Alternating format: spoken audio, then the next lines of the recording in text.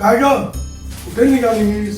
अहो आजोबा, आज मी पहिल्यांदा मतदान करणार आहे. खूप एक्साइटेड आहे. तुम्ही सुद्धा येता ना माझ्यासोबत? मतदान करता करता म्हातारा झालो मी. आता मतदान करून देशाला काय फायदा होणार आहे?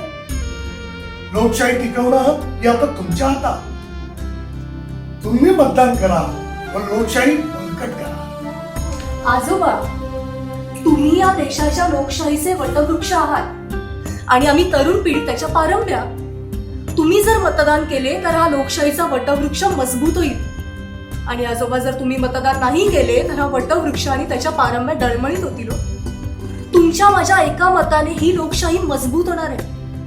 मग येताय ना माझ्यासोबत मतदान करायला? हो नक्कीच. पण त्या अगोदर माझ्यासारखे जे वटवृक्ष आहेत ना त्यांना जागा करायला हवं. तर निघतो मी. अहो आजोबा, माझे आजोबा तर तयार झाले. तुम्ही सुद्धा तुमच्या आजी आजोबांना मतदान केंद्रावर नक्की घेऊन जा. लक्षात घ्या, सर्वश्रेष्ठ दात म्हणजेच मतदान. जागर मतदानाचा, लोकशाही बळकट करण्याचा.